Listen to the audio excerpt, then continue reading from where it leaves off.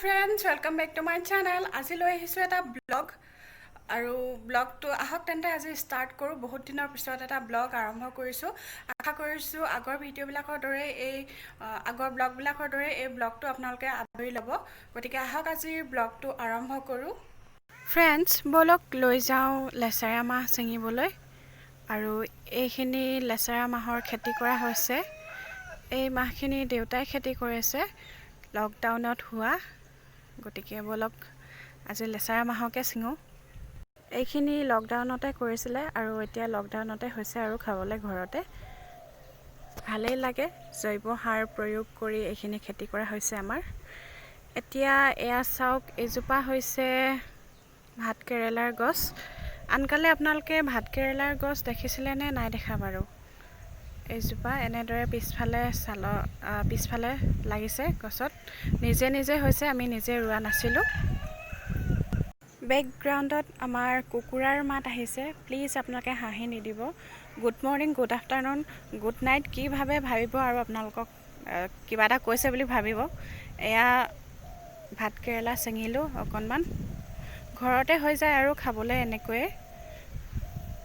আৰু এয়া লেচেৰা মাহ ছিঙিছিলোঁ, লগতে ভাতকেৰেলা। এইখিনি এতিয়া ভিতৰলৈ লৈ যাওঁ। এইখিনি হৈছে সৰু বিলাহী।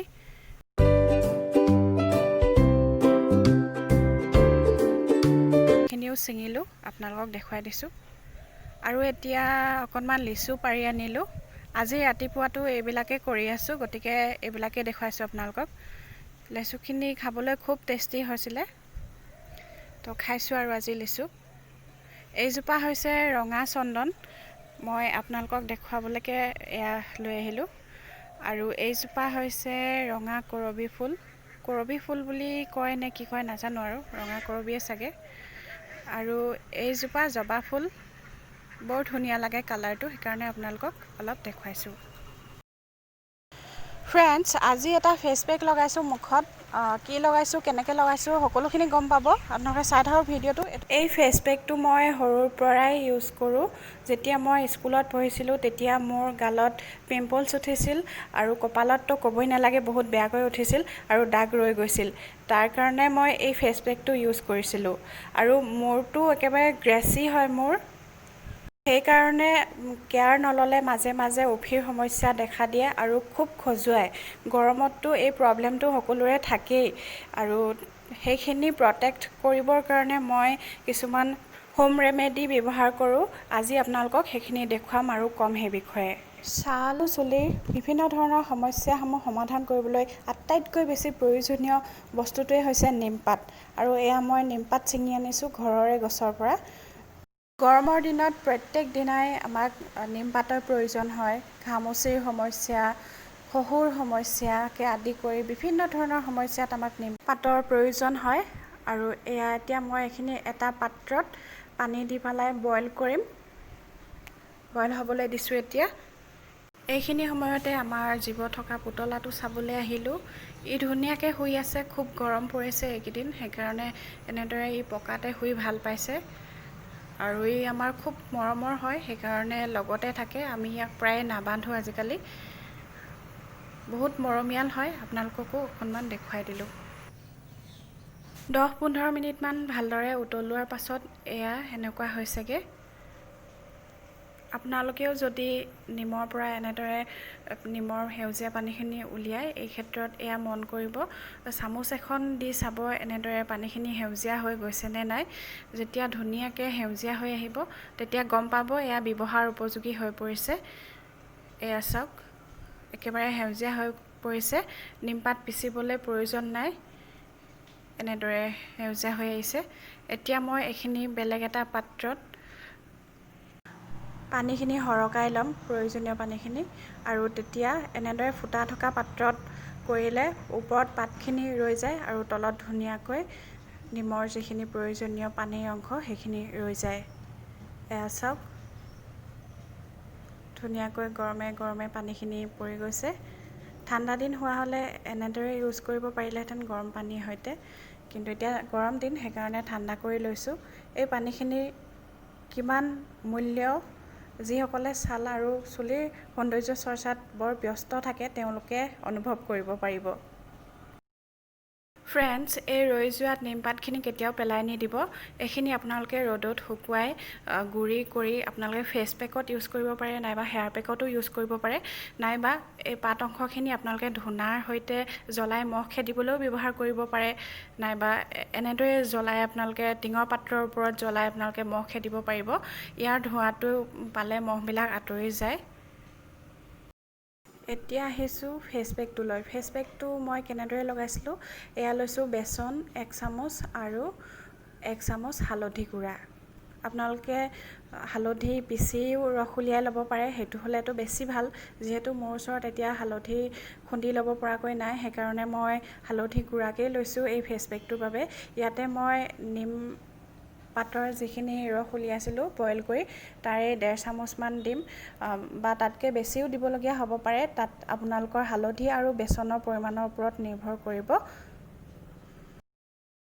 এতিয়া এইখিনি ধুনীয়াকৈ মিক্স কৰি ল'ব নিমপাতৰ পানীৰ সৈতে বেচন আৰু হালধি গুড়া। তেলেতীয়া ছালৰ গৰাকীসকলে এনেদৰেই লগাব পাৰিব, অৰ্থাৎ মই এনেদৰেই লগাব পাৰিম। যদি আপোনালোকৰ ড্ৰাই স্কিন হয় তেনেহ'লে ইয়াতে অকণমান মৌজোল আপোনালোকে এড কৰিব পাৰে, নাইবা ইয়াতে আপোনালোকে দৈও ইউজ কৰিব পাৰে, নাইবা গাখীৰো ইউজ কৰিব পাৰে। যদি আপোনালোকৰ লগত থাকে তেনেহ'লে ইউজ কৰিব পাৰিব, কিন্তু মোৰ ওচৰত সেইবিলাক বস্তু নাছিলে, সেইকাৰণে মই এই ফেচ পেকটো আজি এনেদৰেই লগাইছোঁ। এইটো আপোনালোকে গোটেই সপ্তাহতো লগাব পাৰে, গোটেই সপ্তাহ লগাব পাৰে, নাইবা সপ্তাহত এদিনো লগাব পাৰে। আৰু এই ফেচ পেকটো যদি আপোনালোকে ইউজ কৰে তেনেহ'লে আপোনালোকৰ ছালৰ সৌন্দৰ্যই বেলেগ হৈ যাব। আপোনালোকৰ যদি অকণমান মাগু বৰণীয়া হয় তেনেহ'লে বগা হৈ যাব। আৰু এয়া চাওক, মোৰ হাতত অকণমান দাগ পৰিছে, সেইকাৰণে মই এই পেকটো লগাইছোঁ। মই হাততে লগাইছোঁ, প্ৰথমতে মুখত লগালোঁ, তাৰ পাছতে আপোনালোকক দেখুৱাবৰ কাৰণে হাতত লগাই দেখুৱাইছোঁ এনেদৰে। হালধিয়ে আমাৰ ছালটো বগা কৰি তোলে, সেইকাৰণে দাগবিলাক সোনকালে নাইকিয়া হৈ যায়। আৰু ছানবাৰ্ণ হ'লেও দাগবিলাক নাইকিয়া হয়। ছানবাৰ্ণ হ'লে আপোনালোকে ইয়াৰ লগতে কুকুম্বাৰ ব্যৱহাৰ কৰিব পাৰে, ৰস ইউজ কৰিব পাৰে, তেতিয়া সোনকালে ছানবাৰ্ণটো ভাল হয়। আৰু হালধিয়েও অৱশ্যে ছানবাৰ্ণটো সোনকালে ভাল কৰি দিয়ে, ক'লা ছাল বগা কৰে। সেইকাৰণে মই য'তে ত'তে থাকি যোৱা অকণমান দাগ আছে, সেইখিনি দাগখিনি যাবৰ কাৰণে মই ইয়াতে হালধি লগাইছোঁ। নাইবা স্লিভলেছ পিন্ধাৰ পাছত যিটো ছানবাৰ্ণৰ চিন ৰখি যায় সেইটোও যায়গৈ। আৰু মই ফেচ পেকটোতো লগালোৱেই অলৰেডি, আপোনালোকক দেখুৱাইছোঁ। ফেচ পেকটোৱে মই হাততে লগাইছোঁ বাৰু। মুঠতে মোক এখন হেল্ডি আৰু স্পটলেছ এখন ছাল লাগে। তো ফ্ৰেণ্ডছ, এতিয়া গা পা ধুই আহি গ'লোঁ। নিম পাতৰ পানীয়ে মূৰটো ধুলোঁ। মূৰত এতিয়া খজুতিবিলাক নাইকিয়া হ'ব, উফিবিলাকৰ পৰা এতিয়া উপশম পাম। আৰু এয়া হাতত মই লগাইছিলোঁ হালধি আৰু বেচন। এতিয়া হাতখন ধুনীয়া লাগিছেনে বাৰু? লাহে লাহে ইয়াৰ কালাৰটো ধুনীয়া আহিব। পটককৈ নাহে, ইমান পটককৈ একোৱে ৰিয়েকশ্যন নকৰে, গতিকে ৰেড হয়, হাৰ্বেল হয়, সেইকাৰণে। আৰু তো ফ্ৰেণ্ড, এতিয়া ব্লগটো চাই থাকক আপোনালোকে, মই কি কি কৰিছোঁ, কি কি নাই কৰা। ভাল পাব নিশ্চয়, এটা ৰেচিপিও আছে লগতে। ফ্ৰেণ্ডছ, কিছুমানে কমপ্লেইন কৰে হালধি লগোৱাৰ পাছত স্কিনটো অলপ ডাৰ্ক হৈ যায় বুলি কয়, আৰু য়েল্ল'ইছ হৈ থাকে বুলি কয়। মই লগাই অহাৰ পাছতে একো প্ৰব্লেম তেনেকৈ পোৱা নাই, ধুনীয়াই হৈ আছে স্কিনটো। আৰু অকণমান ক্ৰীম লগাইছিলোঁ, এয়া আপোনালোকক দেখুৱাই দিলোঁ। ধুই অহাৰ পাছতে মই এনেদৰে সদায় যিচুৰ এই ফটোখনত সদায় ধূপ লগাওঁ, যাক মই সকলোতকৈ বেছি বিশ্বাস কৰোঁ, ভৰসা কৰোঁ অন্তৰৰ পৰা, আপোনালোকক দেখুৱাই দিলোঁ। ইয়াতে মই দৰ্জাখনত অকণমান ডেক'ৰেশ্যন কৰিছোঁ, আপোনালোকক দেখুওৱা নাছিলোঁ, এয়া অকণমান দেখুৱাইছোঁ। এয়া চাওক, ইয়াতে ঘড়ী আছে, ঘড়ীটো মই আপোনালোকক আগতে দেখাইছোঁ। এই বস্তুটো ব্লেক কালাৰৰ, এইটো সেইদিনা বনাইছিলোঁ, ভিডিঅ' আপলোড কৰিছিলোঁ, আপোনালোকে দেখিছে। হ'লেও আৰু দৰ্জাখন কেনেদৰে ডেক'ৰেশ্যন কৰিছোঁ তাকে দেখালোঁ। আৰু এইটো হৈছিল বেয়া ঝাৰু, পেলনীয়া, মানে পেলাবলগীয়া হৈছিলে, কিন্তু মই ঝাৰুটো ভালদৰে চাৰ্ফত ধুলোঁ, ধুই পেলাই শুকাবলৈ দিলোঁ ৰ'দত। তাৰ পাছতে মই কালাৰ কৰিলোঁ। কালাৰ কৰি অকণমান থাৰ্মকল আছিলে মোৰ পেকেট এটা, সৰু পেকেট এটা, আৰু তাৰ পৰাই মই এনেদৰে অকণকৈ ফেভিকল লগাই দি মই এনেদৰে ডেক'ৰেশ্যন কৰি দিলোঁ সৰু সৰুকৈ গুটিখিনি দূৰৰ পৰা ধুনীয়া লাগিছে। যদি ভাল লাগিছে তেনেহ'লে প্লিজ চেনেলটো ছাবস্ক্ৰাইব কৰিব আৰু বেল আইকনটো প্ৰেছ কৰি দিব, লগতে শ্বেয়াৰ কৰিব ফ্ৰেণ্ডছসকলৰ লগত, আৰু কমেণ্ট কৰিব শেষত কেনেকুৱা লাগিল, আৰু লগতে এটা লাইক কৰি দিব। তো ভিডিঅ'টো কণ্টিনিউ কৰোঁ আহক। এটা ৰেচিপি বনাইছিলোঁ। এয়া কেৰাহীত মই তেল গৰম কৰিছোঁ আৰু হাফ ফ্ৰাই কৰি ৰখা মাছখিনি মই তেলত এনেদৰে দি দিছোঁ। দি পেলাই হাফ ফ্ৰাই কৰি ৰখা মাছখিনি মই আৰু অকণমান ফ্ৰাই কৰিলোঁ। এয়া চাওক, মই প্লেট এখনত এনেদৰে ৰাখিছিলোঁ আৰু আপোনালোকক দেখুৱাইছোঁ। এই ৰেচিপিটো মই দুপৰীয়া সাজৰ বাবে বনাইছিলোঁ। এই ৰেচিপিটোত লোৱা অন্য বস্তুসমূহ হৈছে পিঁয়াজ, বিলাহী, আদা, নহৰু, কেঁচা জলকীয়া আৰু শুকান জলকীয়া। প্ৰথমতে মই বিলাহী, পিঁয়াজ আৰু জলকীয়াখিনি এনেদৰে গ্ৰাইণ্ড কৰি উলিয়াই লৈছোঁ বাতি এটাত। ভিডিঅ'টো লং হৈ নাযাওক তাৰ কাৰণে মই শ্বৰ্টকৈ বনাই দেখাইছোঁ আপোনাক। আদা, নহৰু আৰু শুকান জলকীয়াৰ পেষ্টটো এইটো হয়, মই এইটো বনাই উলিয়াই লৈছোঁ। আৰু এইটো হৈছে সৰিয়হৰ পেষ্ট। ইয়াতে মই 4 চামুচমান সৰিয়হ পানী দি গ্ৰাইণ্ড কৰি লৈছিলোঁ। এতিয়া মই 3টামান আলু এনেদৰে দীঘলে দীঘলে কাটি তেলত ফ্ৰাই কৰি লৈছোঁ। এইখিনি ফ্ৰাই হৈয়ে গৈছে প্ৰায়, আৰু মই বেলেগ এটা পাত্ৰত নমাই ৰাখিম। সেই একেখিনি তেলতে মই বিলাহী আৰু পিঁয়াজৰ পেষ্টটো এনেদৰে ঢালি দিছোঁ, আৰু তাতে শুকান জলকীয়া 2টা ছিঙি দিছোঁ।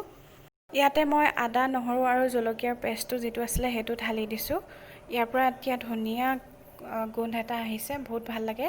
আৰু ইয়াতে মই অকণমান মছলা এড কৰি দিছোঁ, মিক্স মছলা, আৰু লাল মিৰ্চ এড কৰিছোঁ আৰু মিট মছলা এড কৰিছিলোঁ। ফিছ মছলা নাছিলে সেইকাৰণে মিট মছলাই এড কৰি দিছিলোঁ। এয়া চাওক ধুনীয়াকৈ তেল এৰিছে। তাৰ ওপৰত মই এতিয়া এইখিনি সৰিয়হৰ পেষ্টটো দি দিছোঁ।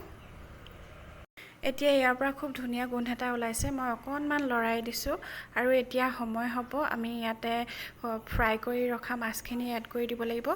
মাছখিনি মই এতিয়া ইয়াতে এড কৰি দিছোঁ। এই ৰেচিপিটো খুব সহজ হয়, মই খুব সহজতে আপোনালোকক বনাই দেখুৱাইছোঁ চিম্পলি। এইখিনি এনেদৰে অকণমান উতলিবলৈ দিয়াৰ পিছত আৰু অকণমান পানী এড কৰি দিম। মই অকণমান ইয়াতে নিমখ এড কৰিছোঁ, আৰু ইয়াতে ফ্ৰাই কৰি ৰখা আলুখিনিও এড কৰিছোঁ। এয়া পানী অকণমান এড কৰিছিলোঁ, আৰু অকণমান গ্ৰেভি কৰি ৰাখিম, সেইকাৰণে এতিয়া অকণমান উতলিবলৈ দি নমাই ৰাখিম। এইখিনি মোৰ এতিয়া হৈ গৈছে, আৰু মই এতিয়া গেছ ষ্টভটো বন্ধ কৰি দিম। ফ্ৰেণ্ডছ, ওচৰতে এখন ফুলনি আছিলে, আৰু আপোনালোকক দেখুৱাবৰ কাৰণে কেমেৰাটো অলপ ঘূৰাই দিলোঁ। কেনেকুৱা লাগিছে প্লিজ কমেণ্ট কৰি জনাব। ভিডিঅ'টো প্ৰায় শেষ হ'বলৈ গৈ আছে, এইকণ সময় আপোনালোকে চাওক।